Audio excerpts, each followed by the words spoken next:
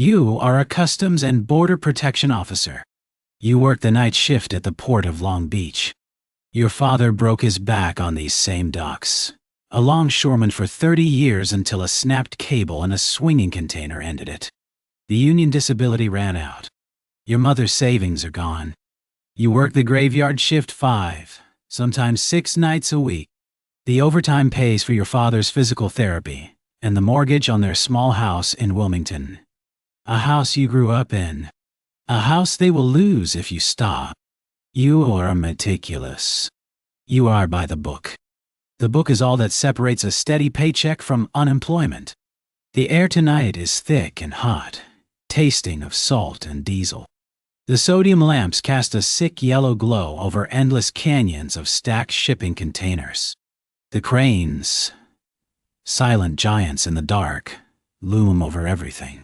It is 3 a.m. The port is a city of steel, and you are its only citizen. Your partner tonight is Alvarez. He's 10 years from retirement, moving with a slowness that says he's seen it all and is tired of looking. You check the manifest on your clipboard. A container of textiles from Pakistan. One of automotive parts from South Korea. Another with Thai ceramics. You check the container numbers, you check the bolt seal numbers. Everything matches. You sign the forms. You move on. This is the job. 1,000 boxes, all identical. Your task is to find the one that is different. The next container on your list is 7B. A 40-foot refrigerated unit, a reefer.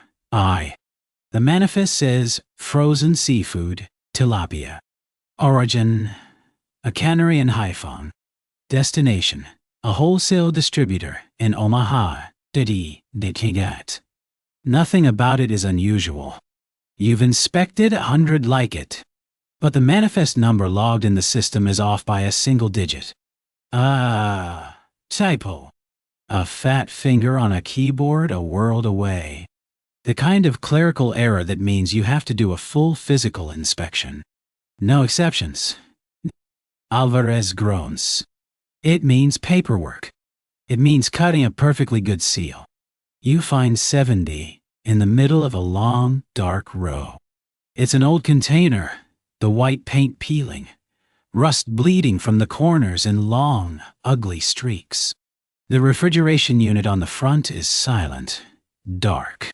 No low hum of a generator. No drip of condensation. You press your hand against the metal wall. It's warm from the California night. The fish would be rotten. The stench will be incredible. You pull a Vicks inhaler from your pocket. Take a long drag of menthol. Alvarez does the same. You check the bolt seal. It's a high-security steel bolt, the kind that requires 30 inches of leverage to cut. The number on the seal matches the manifest. But the seal itself is wrong. It's brand new, the blue plastic coating unscratched. The steel bolt gleams under your flashlight. It doesn't match the rust and decay of the container. You note the discrepancy on your form. That is the job. Note everything. You retrieve the bolt cutters from the truck. They are heavy, cold. You fit the jaws around the bolt and lean into it with your full body weight. The steel whines in protest. Alvarez puts his weight behind yours. With a sharp crack that echoes down the empty lane, the bolt snaps. It falls to the asphalt with a heavy clink. The silence that follows feels deeper. You grab the handle on the right side door. Alvarez takes the left. The locking bars are stiff with rust. You heave, your boots scraping against the ground. The metal groans. It fights you. Then, with a final shuddering screech, the doors swing open. The smell that pours out is not rotting fish. It is thick, chemical, and ancient. It is the smell of a damp cave sealed for 1,000 years, of wet soil and ozone. Beneath that is something else. Something metallic and sweet. The smell of an abattoir, long abandoned. Alvarez stumbles back, coughing, one hand over his mouth. Jesus Christ! What is that? You stand your ground. You have to. You raise your flashlight, its beam a clean white spear, cutting into the absolute blackness of the container's interior. The light hits stacked wooden crates, not the styrofoam boxes or plastic-wrapped pallets you expected. They are old, dark wood, bound with iron straps. There are no markings on them. No shipping labels, no country of origin stamps. Manifest says frozen tilapia, Alvarez says, his voice muffled. This isn't tilapia, you reply. Your light pans across the crates. They are stacked 5 high, filling the container almost to the ceiling. They go all the way to the back. Your beam probes the darkness between them, the tight spaces where nothing should be. A crate in the back corner is broken. The wood is splintered, shattered from the inside. A dark opening gapes in the ruin of the box. The darkness within that opening is different. It is deeper. It feels solid. Your flashlight beam touches it and seems to stop, to get soaked up. The light doesn't reflect off a back surface. It just ends. You hear a sound. A soft, dragging scrape. The sound of something wet and heavy being pulled across wood. Rats, Alvarez says, but there is no conviction in his voice. You take a step forward onto the container floor. The air inside is cold. Not refrigerated, but a dead, still cold that feels wrong in the humid night. The metallic smell is stronger here. Here. Your boots make a soft, crunching sound. You look down. The floor is covered in a fine, dark grit, like sand or crushed rock. You shine your light back on the broken crate. You have to verify the contents. You have to write it down on the form. That is the job. The shadow in the broken crate shifts. It is not a trick of the light. It is a deliberate movement. A slow, fluid unfurling. Something reconfigures itself in the darkness. You don't see a shape, just a rearrangement of the void. The scraping sound comes again, closer this time. It is followed by a soft, wet pop. The radiation pager on your belt, silent for your entire shift, emits a single, sharp chirp. A high, digital shriek that cuts through the silence.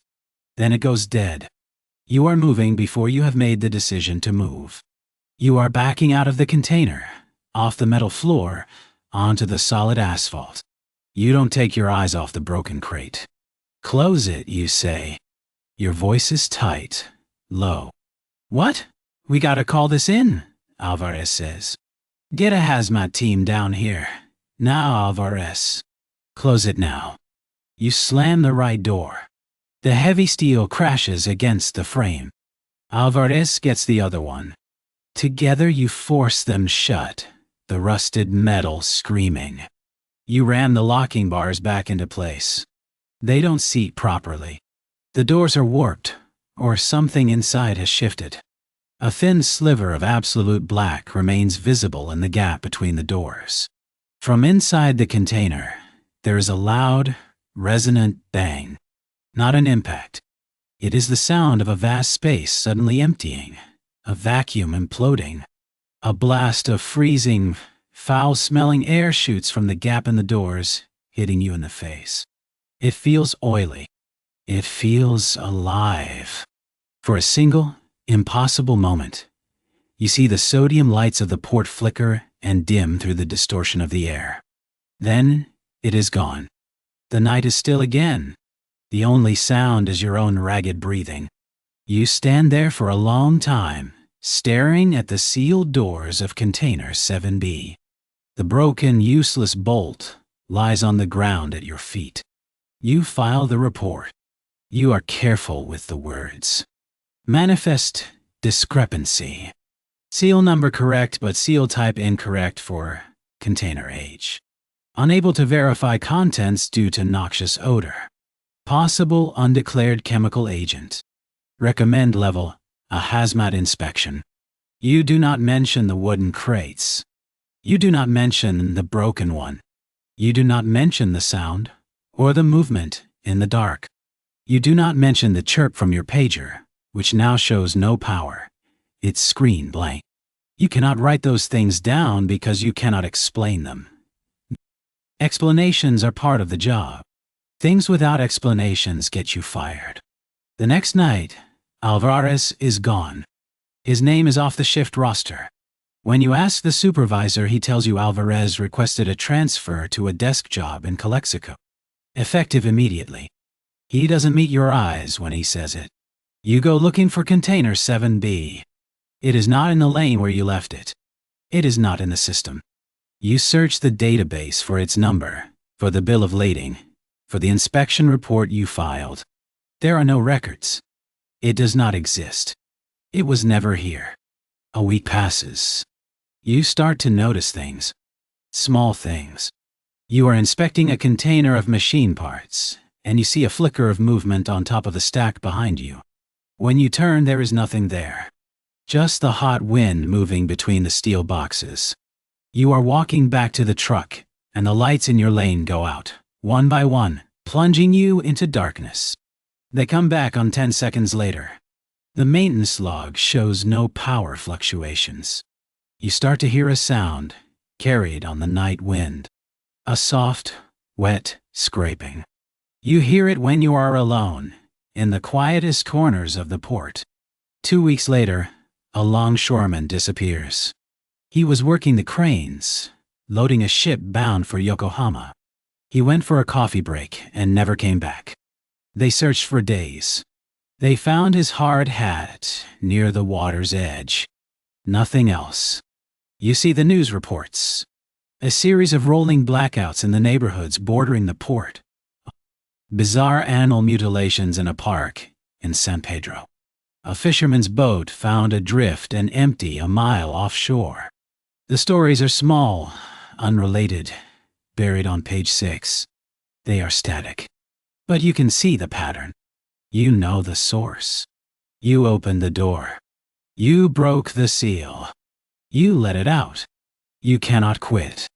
Your father's medical bills are on your kitchen table. Your mother calls every morning to see if you got enough sleep. So you put on the uniform. You drive to the port every night. You walk the long, empty lanes under the yellow lights. This is your job now. Not to inspect containers. Not to check manifests. Your job is to watch the shadows. You are the gatekeeper of an empty cage. You are the first witness to a plague you unleashed, bound by a paycheck to the place where it all began. You walk the perimeter of its new hunting ground, and you listen for a sound you know you will hear again. That's a wrap. More than 100 million container journeys are made by sea each year, with only a tiny fraction ever physically inspected. Subscribe for more.